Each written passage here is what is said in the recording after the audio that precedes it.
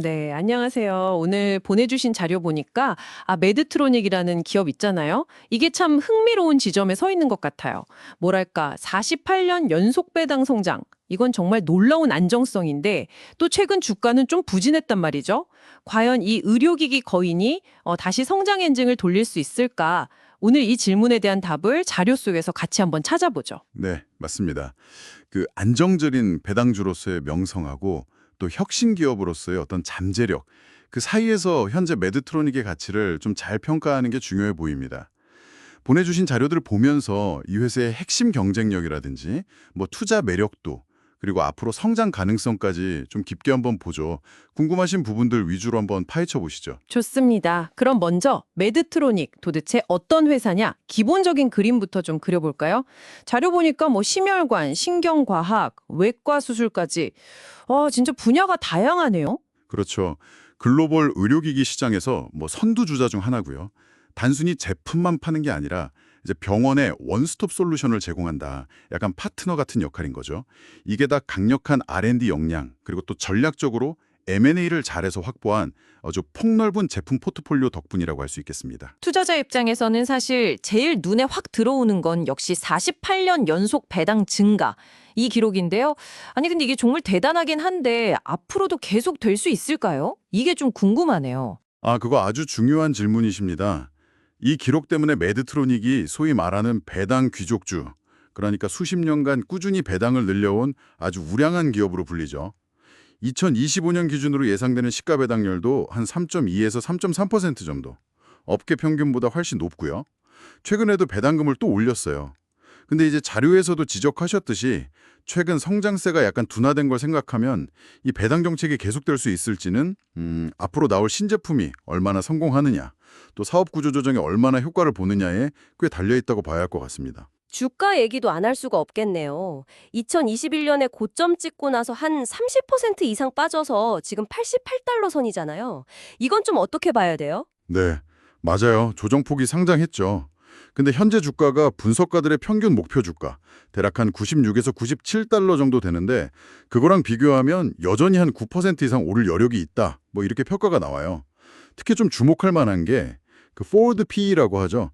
향후 예상 순이익 대비 주가 비율. 이게 한 14.7배 수준이라는 거예요. 이게 매드트로닉의 과거 평균이나 아니면 다른 경쟁사들하고 비교했을 때 좀 낮은 편이라서 앞으로 성장이 좀 눈에 보이기 시작하면 가치 투자 관점에서는 꽤 매력적인 진입 시점일 수 있다. 이런 신호로 읽을 수도 있습니다. 그렇군요. 그럼 결국 성장의 열쇠는 신제품이겠네요. 자료에서도 최근 몇 년간은 신제품 출시가 좀 부진했다 이런 지적이 있었는데 진짜 분위기가 바뀌고 있는 건가요? 뭐 세계 최소형 무선 심박동기 마이크라라든지 로봇 수술 시스템 휴고 이런 이름들이 막 나오던데요. 네, 바로 그 지점. 그게 현 시점에서 매드트로닉을 다시 주목하는 이유 중 하나입니다. 2025년부터는 그동안 투자했던 연간 한 30억 달러나 되는 R&D 투자의 결과물들이 이제 본격적으로 시장에 나올 걸로 기대가 되거든요. 말씀하신 마이크라나 휴고 시스템 외에도 뭐 인공지능 AI를 활용한 데이터 분석 솔루션 같은 거, 이러한 혁신적인 제품들이 성장을 이끌 잠재력이 충분히 있죠.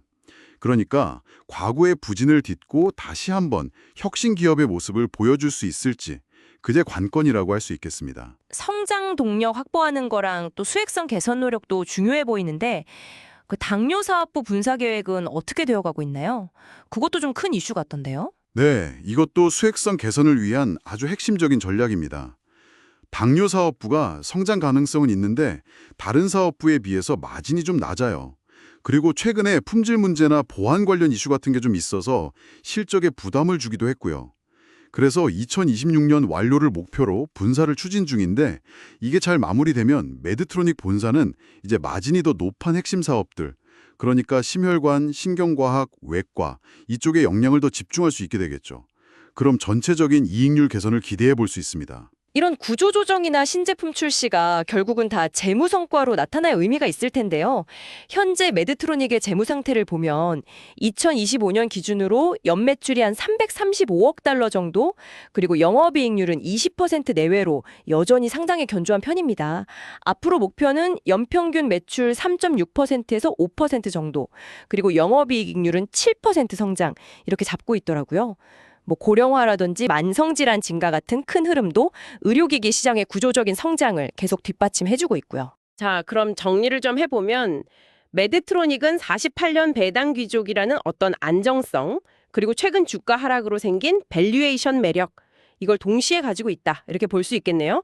여기에다가 또 신제품 출시랑 사업 구조 조정이라는 성장 촉매제까지 더해진 상황인 거고요. 네, 그렇습니다.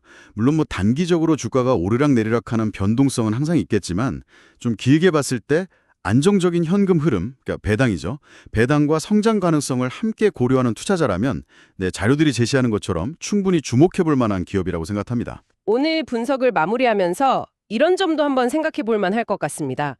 메드트로닉이 당뇨 사업부를 떼어내고 이제 정말 핵심적인 고수익 사업에 집중한다고 했을 때 말이죠.